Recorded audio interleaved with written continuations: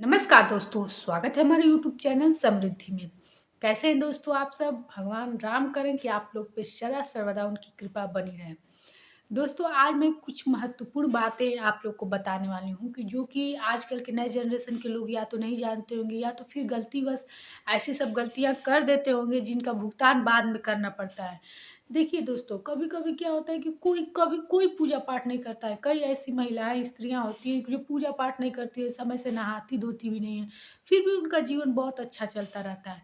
तो जब दूसरी महिलाएँ देखती हैं जो कि बहुत अच्छे कर्म भी करती हैं और उनके जीवन में परेशानी आती है, तो उनके मन में एक प्रश्न उठता है जो साधारण है कि वो कुछ नहीं करती है फिर भी उसका जीवन इतना अच्छा है। मैं ये सब करती हूँ फिर भी हमारे जीवन में परेशानी आती है।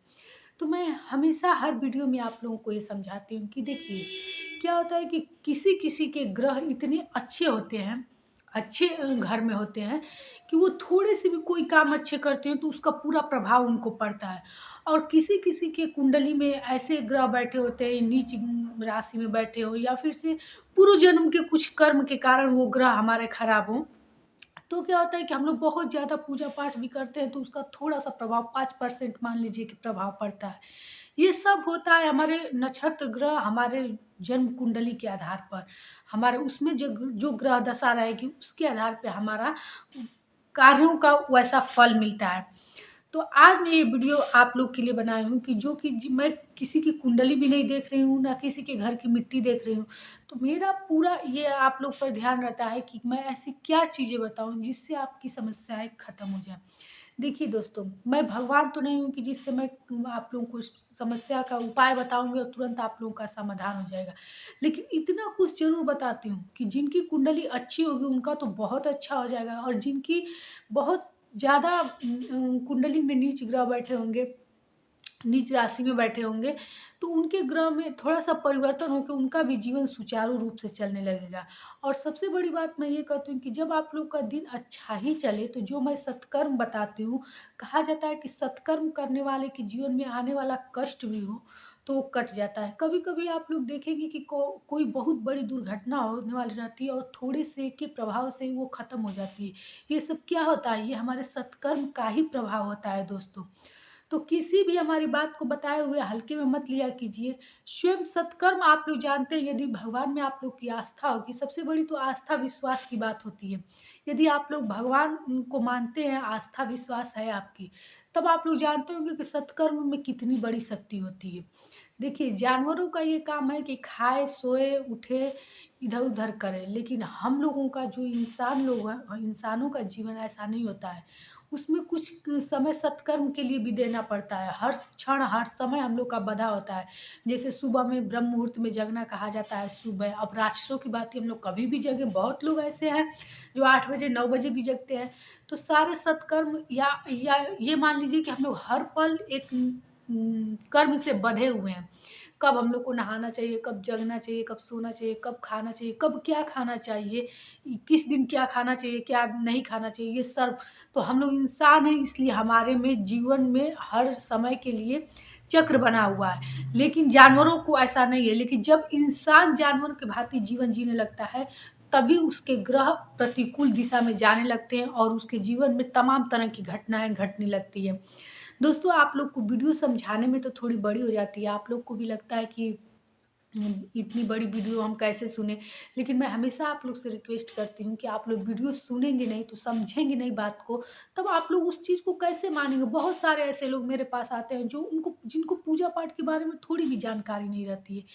तो मेरी बातें आप लोग पहले सुनेंगे तब आप लोग को समझ में आएगा। बहुत सारे ऐसे रहते हैं जो हम अपने वीडियो के ऊपर लिखे भी नहीं रहते हैं, तो आप लोग कैसे जानेंगे कि हम अंदर क्या-क्या आपको बात बताने वाले हैं। तो कोई काम करते हुए, किचन में खाना बनाते हुए, ऑफ़िस में बैठे हुए भी मेरी बातें आप लोग सुन सकते हैं। इसके लिए वीडियो देखने की ज़रूरत बिल्कुल नहीं है, कोई काम करते वक़्त भी देख सकते हैं, सुन सकते हैं। तो चलिए वीडियो को आगे बढ़ाते हैं। अब आप लोग को थोड़ी बातें मैं समझा भी चुकी हूँ, अब बता रही हूँ कि क्या-क्या ऐसे कार्य हैं जो महिलाओं को रात्र में किए बिना नहीं सोना चाहिए। जैसे हमारे सुबह के सत्कर्म होते हैं, दोपहर, शाम के सत्कर्म होते हैं, वैसे हमारे रात्र में सोने से पहले सारे काम खत्म करके वो भी हमारे सत्कर्म होते हैं। तो चलिए वीडियो को आगे बढ़ाते हैं दोस्तों। आपसे एक रिक्वेस्ट है कि यदि यदि हमारी वीडियो आप लोग को अच्छी लगती है, आप लोग के लिए उपयोगी है, लाभकारी है, तो एक लाइक कर दिया कीजिए और ऐसे ही वीडियो के नोटिफ़िकेशन पाने के लिए आप लोग चैनल को सब्सक्राइब भी कर दीजिएगा। देखिए, आप लोग के लिए सिर्फ़ एक लाइक बटन होगा, लेकिन हमारे लिए बहुत ज़्यादा वो प्रेरणा बढ़ाता है, क्योंकि हमें लगता है कि हम जब यूट्यूब आप लोग के लिए ये वीडियो बनाते हैं तो काफ़ी लोगों को इससे फ़ायदा होता है। नहीं तो मेरे यहाँ ऐसे लोग आते हैं, ऐसे ही लोग आते हैं तो मैं उसी में व्यस्त रहती हूँ, लेकिन ऐसे क्या होता है कि जो लोग मेरे पास नहीं भी आ पाते हैं, उनके लिए भी ये वीडियो लाभकारी हो जाती है। तो सबसे पहला काम रात्र में क्या है देखिए, आप लोग खाना-पीना जब बना लिया कीजिए, तो सब आपने भोजन से भी पहले आपका सबसे पहला कर्तव्य बनता है कि जितने भी पालतू जानवर हैं, जैसे आपके दरवाजे यदि कुत्ता नहीं भी आता हो, तो कुत्ते को रात में रोटी रोटी दे कर के ही सोना कितना बड़ा लाभकारी है ग्रहों की अनुकूलता बनाए रखने के लिए। सबसे ज़रूरी है कि कुत्ते को रात्र में आप लोग रोटी दें। घर पे यदि कोई पालतू जानवर जैसे गाय है, तो गाय को भी रोटी देना चाहिए, तोता, मैना जो भी आप लोग पालतू मतलब मेरा समझ गए होंगे कि पालतू जो लोग आप लोग पाल रखे हैं, कुत्ता, बिल्ली कुछ भी। तो अपने भोजन से पहले सबसे पहले आपका कर्तव्य बनता है, कि इन लोगों को रोटियाँ दे दें।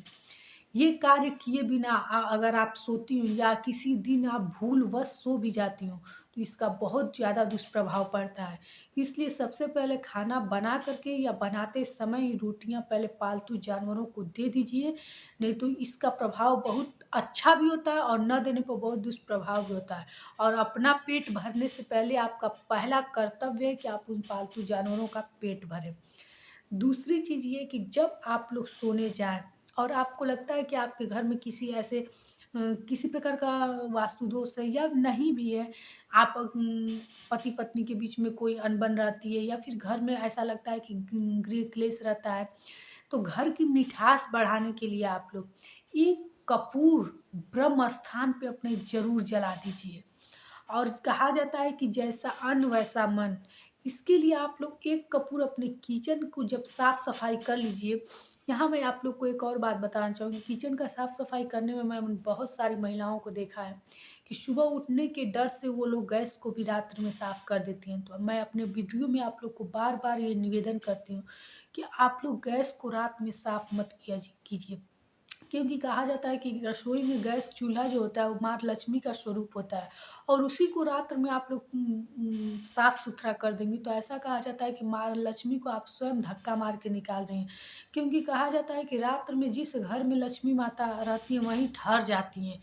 फिर सुबह होता है तब साफ-सफाई निकाला जाता है, बैठाया जाता है, कूड़ा-कचरा, दरिद्रता को निकाला जाता है। लेकिन रात्र में यदि आप लोग ये चीज़ कर रही हो तो कहा जाता है लक्ष्मी माता को निकालने के समान होता है। तो रात्र में आप लोग गैस मत पोछा कीजिए। इसके सिवा आप लोग बर्तन वगैरह सब साफ-सुथरा करके तवा को अच्छे से आप लोग रख दिया कीजिए। तवा को कभी रात्र में साफ़ नहीं करना चाहिए। पहली बात कि वो गरम रहता है, दूसरी बात कि रात्र में तवा साफ़ करना ही नहीं चाहिए। सुबह उठते ही पहले वो तवा ही साफ़ करना चाहिए। किचन में तवा साफ़ किए बिना आप लोग घर का पूजा-पाठ मत किया कीजिए। चूँकि मुझे आप लोग को ये बातें सब लाइन से बतानी चाहिए, लेकिन मुझे जैसे-जैसे याद आती है मैं सोचती हूँ कि एक भी बातें सत्कर्म की छूट ना जाए, इसलिए मैं आप लोग को बताने लगती हूँ। तो आप लोग क्या क्या कीजिए कि एक कपूर अपने जो स्लैब होता है, रैक होता है या फिर भूमि पर ही रख के जला दिया कीजिए। कहा जाता है कि इससे जो भी नेगेटिव ऊर्जा रहती है आपके या जो भी काली शक्ति का प्रभाव यदि आपके किचन में होगा, तो वो चीज़ें ख़त्म हो जाती हैं। क्योंकि कई महिलाएँ बहुत सारी गलतियाँ करती हैं। जब आप आटा गूँथती होंगी तो आटा आपके थाली के चारों तरफ गिर जाता है। तो ये इसको तुरंत पोंछ देना चाहिए। कहा जाता है कि उससे पितृ की खिंचाव होती है, पितृ आते हैं। तो इससे पितृदोष लगता है। तो ये सब चीज़ें जब आप लोग आटा गूँथ लिया कीजिए तो वहाँ पोंछ दिया कीजिए, जो घेरा बना है वो दोषपूर्ण होता है। आटा गूँथ कर कभी रात्र में मत रखिए, इससे जो भी काली शक्तियाँ होती हैं वो आपके घर में जल्दी खिंची आती हैं। ये सब कर्म मत किया कीजिए। दूसरी बात आप लोग अपने बाथरूम में किसी भी प्रकार का वास्तु दोष न रहे, इसके लिए रात्र में बाथरूम में 1 बाल्टी पानी भर के ज़रूर रख दिया कीजिए। सुबह इस पानी को कहीं भी आप लोग गिरा सकते हैं, लेकिन रात्र में 1 बाल्टी पानी आप लोग ज़रूर गिरा दिया ज़रूर भर के किचन में रसोई में सॉरी बाथरूम में रख दिया कीजिए। अब एक चीज़ और बताऊँगी, रात्र में जब आप लोग सोने जाइए, हर सदस्य का ये कर्तव्य बनता है कि जहाँ भी आपका मंदिर हो, वहाँ जाकर 2 मिनट आप अपने इष्ट देव का ध्यान ज़रूर रखें। कहा जाता है कि इससे बुरे सपने यदि आते होंगे तो नहीं आएँगी और अच्छी नींद आती है इससे। इसलिए रात्र में कभी भी आप लोग सोने जाएँ, तो 2 मिनट भगवान का ध्यान रख कर के ही सोने जाएँ। एक कार्य यहाँ और बताना चाहूँगी, जब रात्र में आप लोग सोने जाया कीजिए, तो अपने आंगन में जहाँ आप लोग मेन पानी का जगह हो, जहाँ आप लोग बर्तन वगैरह धुलती हो, आजकल के तो घरों में वैसे आंगन नहीं होता है, लेकिन जहाँ भी आप लोग कपड़ा वगैरह जो भी धुलती होंगी, अगर आंगन होगा तो वहाँ 1 बाल्टी 2 बाल्टी पानी ज़रूर गिरा दिया कीजिए, क्योंकि आंगन हमारे यहाँ का मूल स्थान कहा जाता है, ब्रह्म स्थान कहा जाता है। तो इसमें जैसे कोई गंदगी रहे, किसी प्रकार की स्मेल आए, इसके लिए आप लोग गिरा दिया कीजिए, क्योंकि जहाँ भी गंदगी रहती है, रात्र में काली शक्तियाँ ज़्यादा तीव्र गति से चलती हैं, इसलिए घर में खींचती हैं वो चीज़ें गंदगी से, इसलिए रात्र में आंगन में आप लोग पानी गिरा कर सोया कीजिए। ये सब थी कुछ ज़रूरी बातें दोस्तों, जो कि हमारे ध्यान में जैसे ही आता है, छोटी-छोटी बातें मैं सोचती हूँ कि आप लोगों को बता दूँ। यदि आप लोग के कोई प्रश्न हो तो आप लोग कमेंट बॉक्स में लिख कर के पूछ लिया कीजिए, क्योंकि ये बताने का तो मैं काम करती हूँ, आप लोग को सोचती हूँ कि वीडियो के ज़रिए जो भी लोग हमारे पास आ नहीं पाते, हमसे मिल नहीं पाते हैं, वो अपनी बातें, अपने प्रश्न पूछ करके इसके ज़रिए अपनी समस्या का समाधान कर सकें। आप लोग की समस्याओं को ख़त्म करने के लिए हमने शास्त्रों का अध्ययन किया, और दोस्तों मैं दिन भर शास्त्रों का अध्ययन ही करती रहती हूँ, ताकि हर छोटी-छोटी चीज़ें, घरेलू चीज़ें जो हमारे जानकारी में नहीं रहती हैं, पहले बहुत ऐसी चीज़ें थी जो हम भी नहीं जानते थे। लेकिन जैसे-जैसे लोग अध्ययन करते गए अपने पुरखों द्वारा, मैं बातों को बहुत सुनती हूँ क्योंकि मुझे बहुत अच्छा लगता है। तो उन सब का अनुसरण करते हुए जीवन को अपने सुचारू रूप से चलाना हमारा कर्तव्य है, और आप लोग को वही चीज़ें मैं बताती हूँ। तो ऐसी वीडियो पाने के लिए आप लोग एक सब्सक्राइब कर दिया कीजिए, और अगर अच्छी लगे तो लाइक कर दिया कीजिए। फिर मिलेंगे एक ऐसी नई वीडियो के साथ। जय श्री राम।